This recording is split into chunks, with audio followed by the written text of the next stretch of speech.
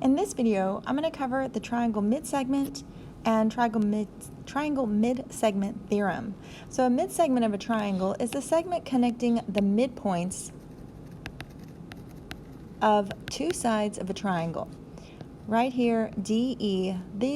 D is the midpoint of side AB because it's got the two little congruency marks. We know that these are equal halves.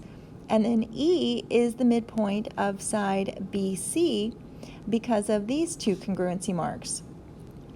So for example, DE would be the midsegment of this triangle. If a segment joins the midpoints of two sides of a triangle, then the segment is parallel to the third side. And so we can see that this segment DE is going to be parallel to AC. And it is half as long. So DE is half as long as AC. Or if we multiply 2 times DE, then we would get AC. So AD is equal to DB, and BE is equal to EC. All right, so in example 1, let's identify all parts of the parallel segments. All right, so let's start with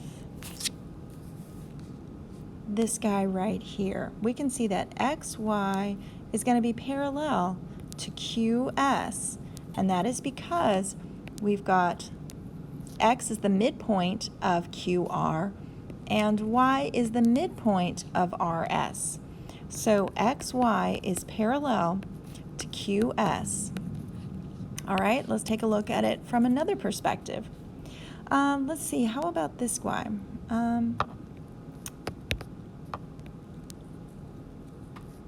XW is parallel to RS. We've got X is the midpoint of QR, and we've got W is the midpoint of QS.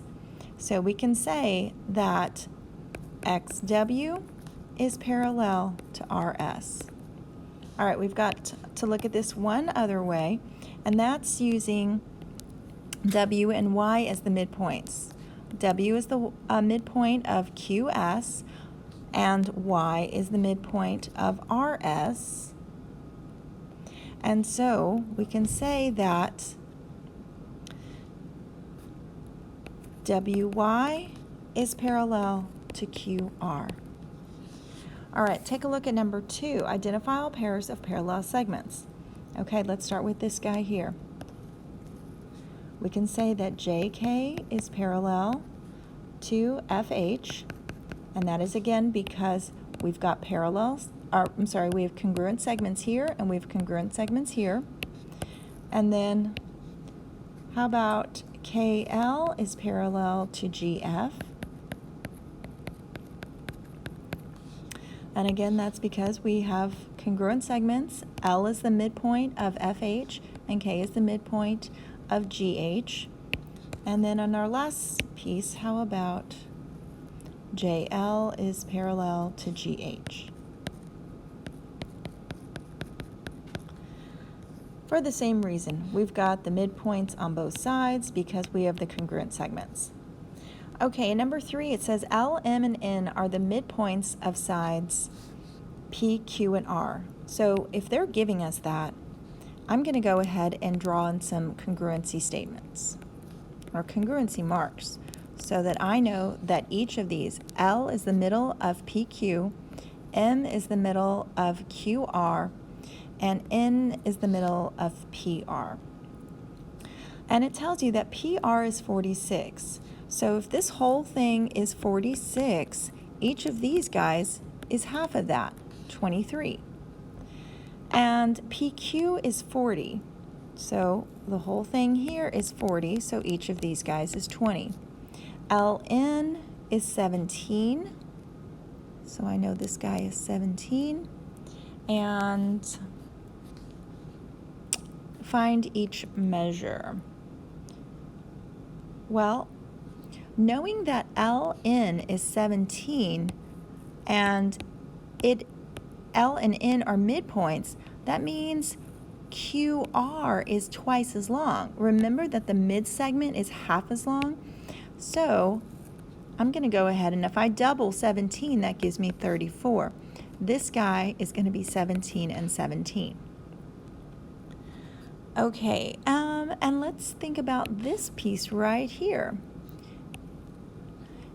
If NM are the midpoints, then NM is half as long as PQ, and so I know this guy is going to be 20.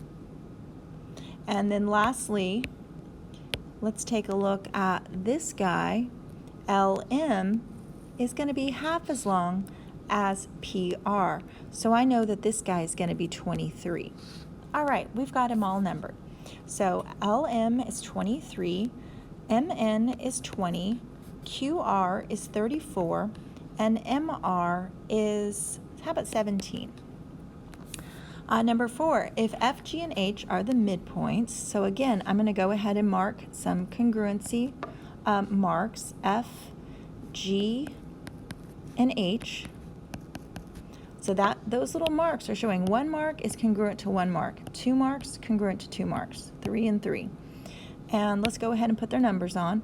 FG is 9, so FG is 9. All right, and let's go ahead and mark.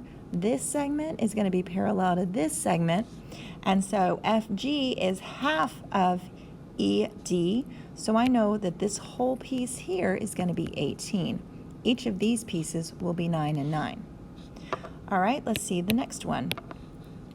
We have GH is 7. This is 7.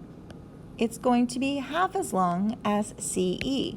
So let's mark it. 7. Each of these little guys is 7 for the whole length of 14.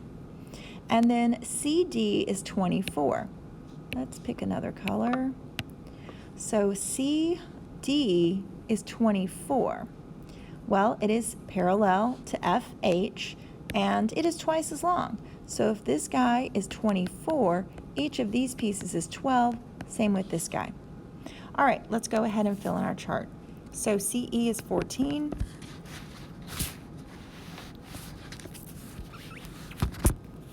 DE is 18, FH is 12, and the perimeter, add these all up, 24, 14, and 18. I think that is, let's see, 8 and 8 is 16, 2, 3, 4, how about 56? Okay, number 5, find the value of X. All right, so we know that we've got midpoints. We have a mid-segment, and a mid-segment is half the length of the third side. Or what we can do is just 2 times 7x is equal to 17x minus 18. 14x is equal to 17x minus 18. If I subtract the 17x, that's negative 3x is equal to negative 18, so x is equal to 6 if I divide both sides by the negative 3. Find the value of x. The mid-segment is half as long, so I'm going to double it and equal the third side. All right, distribute 18x plus 62, 19x minus 36. Let's just do some arithmetic here. Subtract 18x on both sides. This is going to give me x, and if I add 36 to both sides, this will give me 98. What did I do wrong? Let's see. Oh my goodness, I did some incorrect arithmetic here. I knew something was off a little bit. How about I multiply that correctly and get 12x? Now let me go ahead and restart this one. All right, sorry about that, folks. So let's see, 62 and 36 make, how about 6, 7, 8, 98, and 19 minus 12 is 7x. That looks a little bit better. So x is equal to 14.